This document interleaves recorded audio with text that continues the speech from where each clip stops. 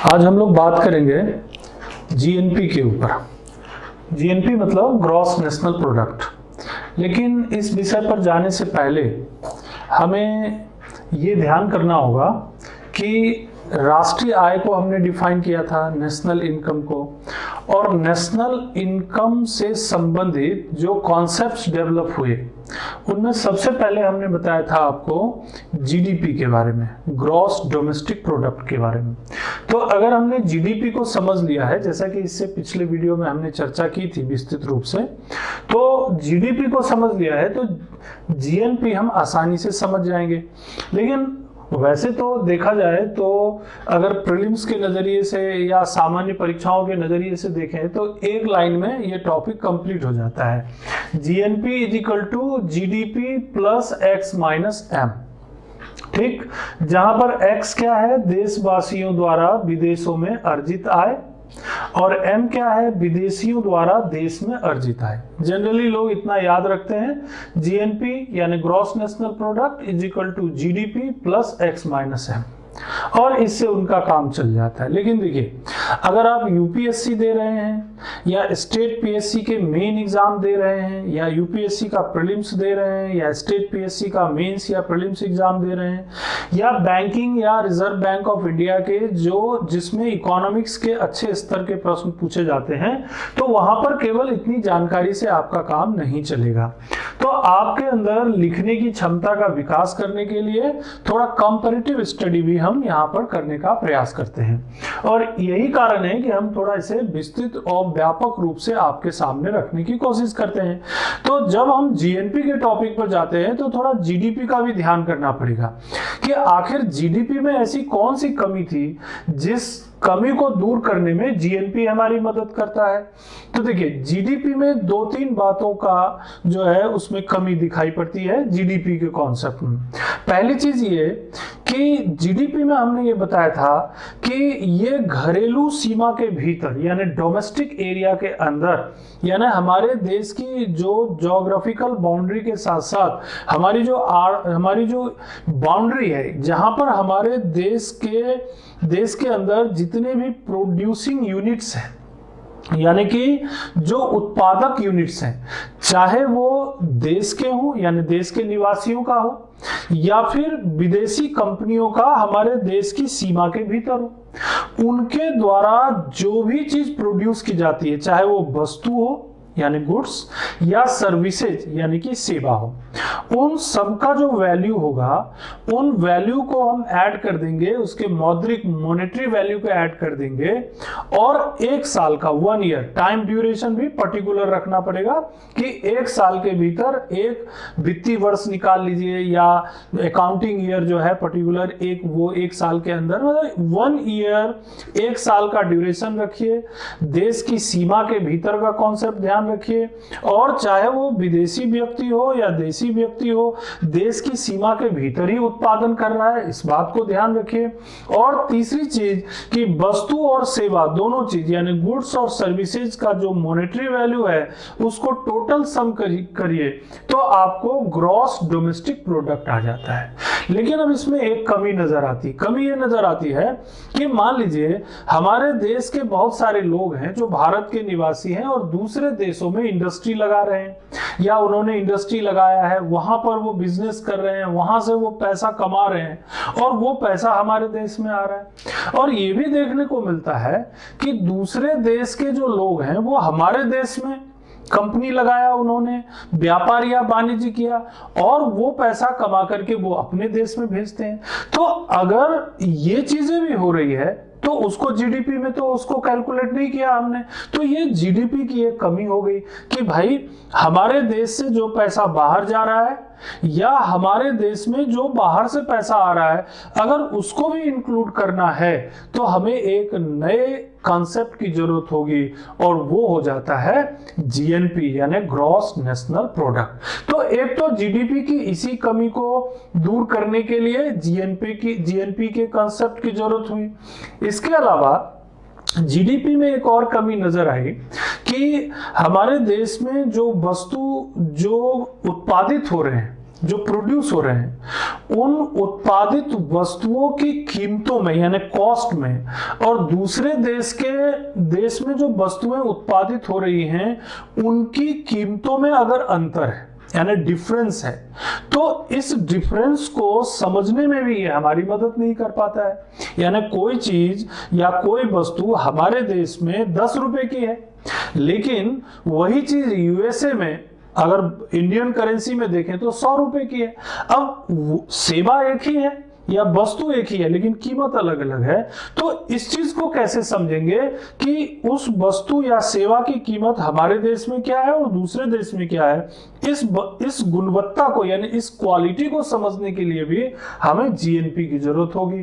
तो एक तो एक्सपोर्ट इंपोर्ट का कॉन्सेप्ट हमें समझना है, दूसरा हमारे देश में जो वस्तुएं प्रोड्यूस हो रही हैं उनकी जो कीमत है, उनकी जो प्राइस है, और दूसरे देश में जो उसी तरह की सेवा या वस्तु की जो प्राइस है उनके बीच अगर तुलना करनी है, तो इन सब चीजों को देखते हुए, इन सब जीडीपी की इन सब कमियों को देखते हुए हमें एक और कॉन्सेप्ट की आवश्यकता पड़ी जो कहलाता है जीएनपी। इसके अलावा आप जब जीडीपी के बारे में बात कर रहे थे तो हमने आपको 2-3 बातें बताई थी जो आगे भी आपको काम आएगी, जैसे जीडीपी एट फैक्टर कॉस्ट। इसे ध्यान रखिए कि जीडीपी एट फैक्टर कॉस्ट का मतलब क्या होता है, इकोनॉमिक टर्म है। तो फैक्टर कॉस्ट की बात जब भी करेंगे तो किसी भी वस्तु या सेवा के उत्पादन के लिए जो मूलभूत चीजें लगी हैं, मूलभूत जो प्रोडक्ट उसमें, मूलभूत जो वस्तुएं उसमें इस्तेमाल की गई हैं या जो भी चीज उनमें लगी है, उसकी कीमत के आधार पर जो हम प्राइस निकालेंगे, कीमत निकालेंगे, तो फैक्टर कॉस्ट हो जाएगा। तो फैक्टर कॉस्ट में 3-4 चीज आपको याद रखनी है, एक तो लैंड, दूसरा लेबर, तीसरा कैपिटल और चौथा एंटरप्रेन्योरशिप। अगर ये 4 चीज आपको याद है तो आप फैक्टर कॉस्ट समझ जाते हैं। फिर हमने आपको ये भी बताया था कि जीडीपी एट मार्केट प्राइस, अगर उसी फैक्टर कॉस्ट में अगर आप सब्सिडी को माइनस कर दो, सब्सिडी जो सरकार ने दी है, और उसमें अगर इनडायरेक्ट टैक्स को ऐड कर दो तो क्या बन जाएगा, आपका मार्केट प्राइस बन जाएगा। यानी मार्केट प्राइस एक्चुअली वो प्राइस है जिस पर कोई भी व्यक्ति यानी हमारे देश का कोई भी व्यक्ति किसी वस्तु को वास्तविक तौर पर परचेज कर रहा है। इन सब बातों पर हम पिछली क्लास में चर्चा कर चुके हैं। तो जीडीपी की कमियां और जीडीपी से संबंधित factor cost and market price, इसके अलावा nominal GDP and real GDP, nominal GDP and real GDP, इसको ध्यान रखना है। नॉमिनल जीडीपी की जब बात करेंगे तो वो मार्केट प्राइस पर होगा, और जब रियल जीडीपी की बात करेंगे तो वो बेसिक प्राइस पर होगा। बेसिक प्राइस मतलब बेस ईयर। बेस ईयर का मतलब क्या हुआ कि हर एक देश की सरकारें जो हैं वो एक बेस ईयर निर्धारित कर देती हैं, आधार वर्ष निर्धारित कर देती है। जैसे भारत में अभी 2011-12 का है, तो उस बेस ईयर के आधार पर अगर हम वस्तुओं और सेवाओं के मूल्य को कैलकुलेट करेंगे तो वह कहलाएगा रियल वैल्यू यानी रियल जीडीपी। ये सब चर्चा हम लोग जीडीपी के दौरान कर चुके हैं। अब हमने आपको ये बताया कि जब जीडीपी में कमियां थीं और उससे हमें कुछ चीजों की जानकारी नहीं मिल पाती थी। जीडीपी वैसे अपने आप में बहुत महत्वपूर्ण है, क्योंकि अगर दो देशों की आर्थिक ताकत का अंदाजा लगाना हो तो आईएमएफ और वर्ल्ड बैंक जो है जीडीपी का इस्तेमाल करती है, जीएनपी का नहीं करती। लेकिन अगर आयात निर्यात के कॉन्सेप्ट को समझना है, वस्तुओं की गुणवत्ता को समझना है, दो देशों के बीच व्यापार के संबंधों को समझना है, तो फिर हमें जीएनपी की जरूरत होगी। तो सबसे शुरू में मैंने आपको जो शुरू में बताया था फॉर्मूला, उसे ध्यान रखिए कि GNP is equal to GDP यानी gross domestic product plus X minus M. अब इसको याद रखने का मैं आपको एक तरीका बता देता हूं कि जब आप जीएनपी की बात करेंगे तो आप क्या क्या चीज ध्यान रखेंगे। जीएनपी उस आय को कहते हैं, इज दैट इनकम, जो जीडीपी में विदेशों से होने वाली आय को जोड़कर प्राप्त किया जा सकता है, यानी कि वो आय जो विदेशों से हो रही है। अब ये विदेशों से प्राप्त होने आय में मतलब ये है कि जो हमने बाहर भेजा, यानी जो पैसा हमारे देश से बाहर गया और जो पैसा हमारे देश में वापस आया, यानी कि हमारे देश में आया, उनमें एक पॉजिटिव इंपैक्ट है, मतलब हमने फायदा कमाया। तो यहाँ पर इस संदर्भ में इसे डिफाइन किया गया है कि जब जीडीपी में विदेशों में होने वाली आय को जोड़ दिया जाए, यानी कि विदेशों में होने वाली आय, इस संदर्भ में यहाँ पर बोला जा रहा है कि हमारा जो एक्सपोर्ट है वो ज्यादा है और इंपोर्ट जो है वो कम है, तो हमें कुछ एडवांटेज मिल रहा है, प्लस मिल रहा है, और उसको हमने जीडीपी में जोड़ दिया, तो वो क्या बन गया हमारा जीएनपी। अब इसको और विस्तृत कर लेते हैं। इसमें भी ड्यूरेशन आपको 1 साल का रखना है, तो 1 वर्ष की अवधि, 1 ईयर। दूसरी बात, देश के सामान्य नागरिकों के द्वारा, इसमें क्या है, सामान्य नागरिकों के द्वारा। सामान्य नागरिक से मतलब क्या है कि भारत के नागरिक, चाहे वो देश के भीतर हो या देश के बाहर हो, वो सभी सामान्य नागरिक हैं। और तीसरी बात कि घरेलू सीमा के अंदर या बाहर उत्पादित की गई वस्तुओं और सेवाओं का सकल मूल्य, सकल मूल्य मतलब ग्रॉस वैल्यू, ठीक। अंतिम वस्तु मतलब फाइनल गुड्स एंड सर्विसेज। तो घरेलू सीमा के अंदर, अंदर मतलब देश के अंदर, जो हमारे देश के नागरिकों ने देश के अंदर जो व्यापार किया, वाणिज्य किया, उद्योग लगाया या जो सेवाएं प्रदान की, उनकी जो वस्तुओं और सेवाओं का जो कुल जो वैल्यू है, फाइनल वैल्यू है, उनको सबको जोड़ लीजिए। दूसरी बात, जो हमारे देश के लोग दूसरे देशों में जाकर के जो काम कर रहे हैं, दूसरे देशों में जाकर जो काम कर रहे हैं, तो उन्होंने भी बहुत सारी चीजें कमाई होंगी, बहुत सारा पैसा कमाया होगा, और उन्होंने हमारे देश में पैसा क्या होगा, भेजा, ठीक है, हमारे देश में पैसा उन्होंने भेजा। लेकिन दूसरी तरफ बहुत सारे लोग ऐसे होंगे जो दूसरे देश के हैं और हमारे देश में आए, और उन्होंने भी काफी पैसा कमाया और उन्होंने अपने देश को भेजा।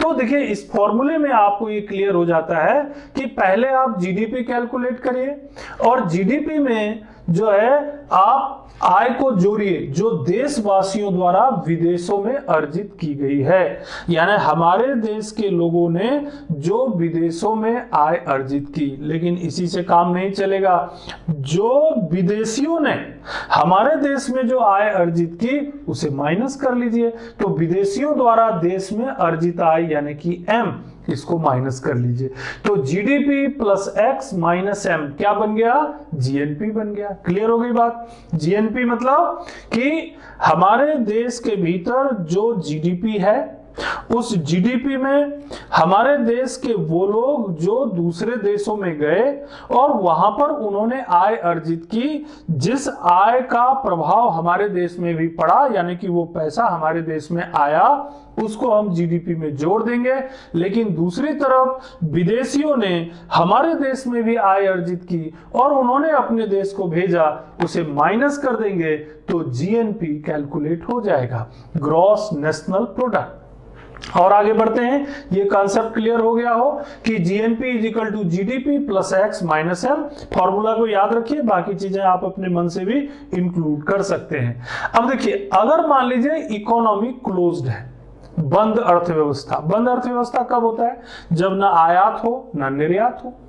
जब ना आयात हो और ना निर्यात हो, ना तो हम किसी देश से आयात कर रहे हैं और ना ही किसी देश को निर्यात कर रहे हैं, है ना। Neither we are making any export nor we are making import, यानी कि हमने चारों तरफ से अपनी देश की अर्थव्यवस्था को क्लोज्ड कर दिया है। तो ना तो एक्स बनेगा और ना ही एम बनेगा, यानी हमारे देश के ना तो जो कंपनी है, उद्योग हैं, दूसरे देश जाएंगे और वहां अर्जित करेंगे, और न ही दूसरे देश के लोग हमारे देश आएंगे और वो कुछ अर्जित करके अपने देश ले जाएंगे। तो एक्स और एम दोनों जीरो हो जाएगा, तो जीएनपी बराबर क्या हो जाएगा, जीडीपी। या दूसरी एक स्थिति ये हो जाए कि चलो ठीक है, दूसरी स्थिति ये भी हो सकती है कि जितना हमारे देश के लोगों ने दूसरे देश में जाकर कमाया और ठीक उतना ही दूसरे देश के लोगों ने हमारे देश में आकर कमाया तो x और m क्या हो जाएगा, बराबर हो जाएगा। ये तो एक आइडियल कंडीशन हो गया, काल्पनिक विचारधारा, ऐसा होगा नहीं। क्यों? क्योंकि ये भारत के संदर्भ में तो अभी बिल्कुल भी संभव नहीं है, क्योंकि हमारे देश का जो आयात है, इंपोर्ट है, वो ज्यादा है और एक्सपोर्ट जो है वो कम है। हम बहुत सारी चीजों को इंपोर्ट करते हैं, खासकर जो कच्चा तेल है ना, वो इंपोर्ट करते हैं। हम जो है इलेक्ट्रॉनिक गुड्स हैं उसको भी इंपोर्ट करते हैं। इसके अलावा कुछ और भी जो फार्मास्यूटिकल से रिलेटेड चीजों को इंपोर्ट करते हैं, जिसके कारण हमारे देश से कैपिटल, हमारे देश की पूंजी क्या होती है, बाहर जाती है। और जब एक्सपोर्ट करते हैं तो एक्सपोर्ट करने वाला हमारे प्रोडक्ट हैं, जैसे अनाज, ग्रेन्स एक्सपोर्ट करते हैं, फल सब्जियां एक्सपोर्ट करते हैं, कभी कभी ज्वेलरी भी एक्सपोर्ट करते हैं। तो उससे प्राप्त होने वाली आय जो है कंपैरेटिवली थोड़ी कम है। तो इसीलिए क्या हो जाता है कि हमारे देश में जो एक्स है, एक्स मतलब क्या होता है कि हमारे देशवासियों द्वारा विदेशों में अर्जित आय, ये क्या रहेगा, कम। और एम क्या हो गया, विदेशियों द्वारा हमारे देश में अर्जित आय।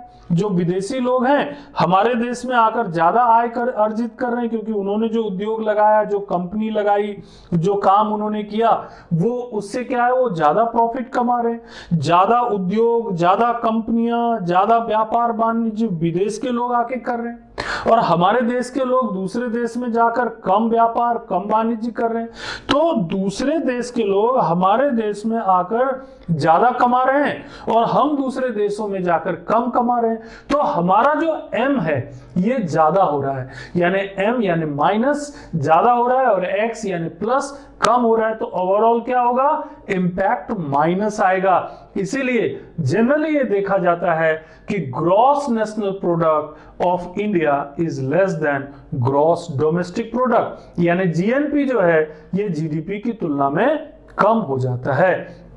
तो यहां पर आप लोग ये समझ गए होंगे कि जीएनपी जो है ये एक बहुत इंपॉर्टेंट जानकारी हमें देता है कि हमारे देश की जो स्थिति है, यानी हमारे देश में कच्चा माल, रॉ मटेरियल किस तरह का है, जिससे कि दूसरे देशों के लोग हमारे आके व्यापार करना चाहते हैं, या हमारे देश में ऐसी क्या कमी है, क्या ऐसा कैपिटल की कमी है, यानी पूंजी का अभाव है, रॉ मटेरियल का अभाव है, एंटरप्रेन्योरशिप का अभाव है, क्या कमी है कि दूसरे देश के लोग हमारे यहाँ आकर, हमारे देश में आकर व्यापार वाणिज्य करके लाभ कमा रहे हैं और दूसरे देशों में जा रहे हैं। दूसरी चीज हमको ये पता चलती है कि हमारे देश के जो उद्योगपति हैं, पूंजीपति हैं, या हमारे जो पॉलिसी मेकर हैं, उनकी क्या कमी है कि हम दूसरे देशों में जाकर ज्यादा व्यापार, ज्यादा वाणिज्य या ज्यादा एंटरप्रेन्योरशिप नहीं कर पा रहे हैं और वहां से कमा करके, अर्न करके नहीं ला पा रहे। ये सब जानकारी हमको इस जीएनपी की मदद से मिल जाती है।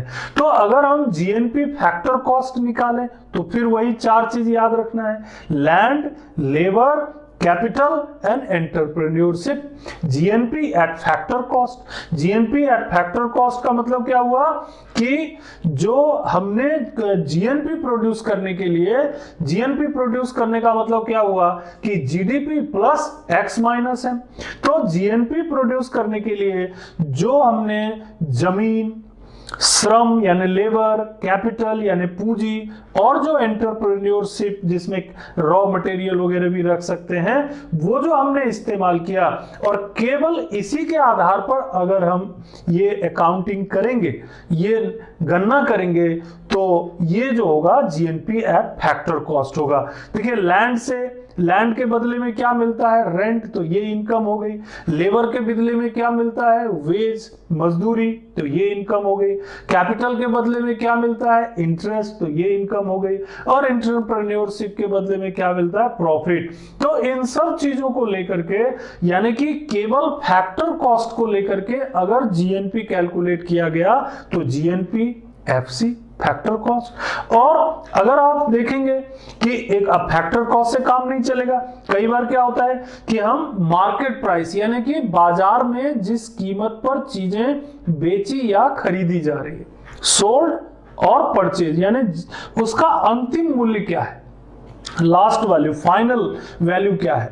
तो आर्थिक सीमा के अंदर या बाहर अंदर या बाहर सभी अंतिम वस्तुओं का बाजार मूल्य पर सकल राष्ट्रीय उत्पाद है।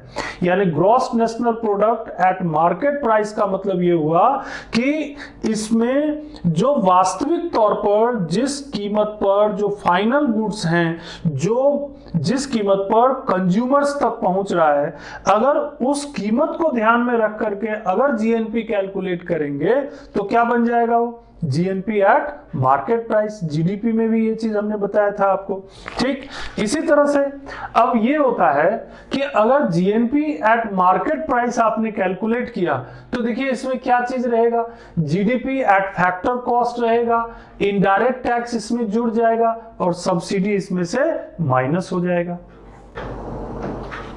जीएनपी एट मार्केट प्राइस में मैंने आपको बताया कि जो ग्रॉस डोमेस्टिक प्रोडक्ट हम लोगों ने कैलकुलेट किया वो फैक्टर कॉस्ट पे आपके पास मौजूद है ना। You have GDP at factor cost और उसमें सरकार ने, गवर्नमेंट ने जो है उसमें इनडायरेक्ट टैक्सेज इंपोज किए, इनडायरेक्ट टैक्सेज इंपोज किए उसको आप ऐड कर दीजिए और उसमें से जब फैक्टर कॉस्ट जब आपने कैलकुलेट किया उस समय यानी लैंड लेबर कैपिटल एंटरप्रेन्योरशिप, उस दौरान सरकार ने कुछ सब्सिडी दी, यानी कि कुछ सरकार ने अपनी तरफ से कुछ मदद किया प्रोड्यूस करने के दौरान कि भाई आपका खर्च इतना हो रहा है, उस खर्चे में थोड़ी सी मदद हमारी तरफ से ले लीजिए। तो उसको क्या करेंगे, वो जो मदद मिली यानी कि जो सब्सिडी मिली सरकार की तरफ से, वो जेब से तो खर्च नहीं हुआ, वो तो सरकार ने अपने खजाने से दिया, तो उसे आप माइनस कर लेंगे।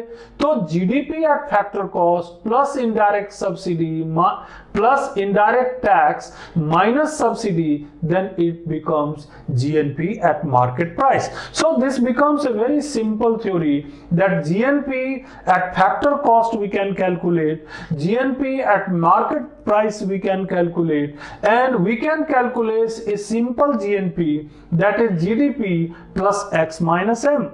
तो जीडीपी और जीएनपी का आपस में जो रिलेशन है उसे भी हम समझ गए। दूसरे, अब इसमें एक महत्वपूर्ण बात यह है कि आखिर ये जीएनपी का इस्तेमाल क्या है। तो मैंने शुरू में भी बताया है आपको कि आखिर हम जीएनपी का इस्तेमाल क्यों करना चाहते हैं। तो देखिए इसका यूज क्या है। The IMF on the basis of PPP यानी परचेजिंग पावर पैरिटी, क्रय शक्ति समता, देशों की रैंकिंग तय करता है। जब आईएमएफ को पीपीपी यानी क्रय शक्ति, परचेजिंग पावर पैरिटी के आधार पर देशों के बीच तुलना करनी होती है, परचेजिंग पावर पैरिटी के आधार पर। मैंने ये भी बताया कि एक देश में किसी वस्तु की कीमत कुछ और हो सकती है और दूसरे देश में उसी वस्तु की कीमत कुछ और हो सकती है। किसी सेवा की कीमत भारत में कुछ और हो सकती है और दूसरे देश में उसी सेवा की कीमत कुछ और हो सकती है। तो परचेजिंग पावर पैरिटी का मतलब यहां पर इसी चीज से होता है कि किसी वस्तु या सेवा की कीमत एक देश में क्या है और उसी वस्तु या सेवा की कीमत दूसरे देश में क्या है। तो उस वस्तु या सेवा यानी कि जितने भी वस्तु या सेवा की कीमतों को, अगर वस्तु और सेवा की कीमतों को ऐड कर दिया जाए और उससे जीएनपी बनाया जाए, फिर इसी तरह से दूसरे देश के जो परचेजिंग पावर पैरिटी है उसके आधार पर जीएनपी बनाया जाए और उन दोनों को कंपेयर किया जाए, तो उससे हमें ये पता चल जाता है, यानी कि जो आईएमएफ जो जब इसका इस्तेमाल करती है तो उन्हें ये पता चलता है कि किसी देश में किसी वस्तु या सेवा की कीमत कितनी है और लोगों का जीवन स्तर किस तरह का है, लेवल ऑफ यानी कि जो लिविंग स्टैंडर्ड किस तरह का है। जैसे कि एग्जांपल से देखिए कि हेयर कट यानी बाल कटाने की कीमत, भारत में एक व्यक्ति 50 रुपए में बाल कटाता है, लेकिन वही बाल कटाने की कीमत जब अमेरिका में जाएंगे तो हो सकता है वो 500 रुपए में हो। अब देखिए यहां पर परचेजिंग पावर पैरिटी के आधार पर एक ही सेवा की अलग अलग कीमतें हैं। ऐसे किसी वस्तु की कीमत भी हो सकती है। कोई फ्रूट की कीमत भारत में 100 रुपए किलो हो सकता है और वही फ्रूट किसी दूसरे देश में 500 रुपए किलो हो सकता है। तो जब परचेजिंग पावर पैरिटी के आधार पर किसी वस्तु या सेवा को के टोटल वैल्यू को कैलकुलेट करके उसको दूसरे देश से कंपेयर करना होता है तो जीएनपी का इस्तेमाल आईएमएफ करती है। एक और चीज आपको बताया था कि क्वालिटेटिव सिनेरियो जो है ये जीडीपी से पता नहीं चलता। वही मैं आपको कहा था कि क्वालिटेटिव यानी उसमें क्वांटिटेटिव तो पता चलता है जीडीपी में कि इतना उत्पादन बढ़ गया या इतना घट गया, ये तो पता चल जाता है, लेकिन उस उत्पादन में गुणवत्ता यानी उसकी क्वालिटी, किस वस्तु का कितना उत्पादन हुआ, उसकी जरूरत कितनी थी, आयात कितना किया और निर्यात कितना किया, ये जीडीपी में पता नहीं चल पाता है। इसके लिए आपको जीएनपी की जरूरत पड़ेगी। तो क्वालिटेटिव सिनेरियो जो है इसको क्वांटिटेटिव के साथ अगर जानना है तो आपको जरूरत पड़ेगी जीएनपी की। और एक और महत्वपूर्ण बात कि रिलेशन विथ अदर इकोनॉमी, दूसरे देशों के साथ, दूसरी अर्थव्यवस्था के साथ हमारे देश का रिलेशन कैसा है, क्या अच्छा है, हम निर्यात कर रहे हैं कि नहीं कर पा रहे हैं, दूसरे देश के लोग हमारे देश में आकर व्यापार कर रहे हैं कि नहीं कर रहे हैं, हमारे देश के लोग दूसरे देश में जाकर व्यापार कर रहे हैं कि नहीं कर रहे हैं, यानी people of our country going in other country और not for trade or industry, people of other country are coming in our country for trade or industry or not. How can we know this? Then we can know by the GNP comparison.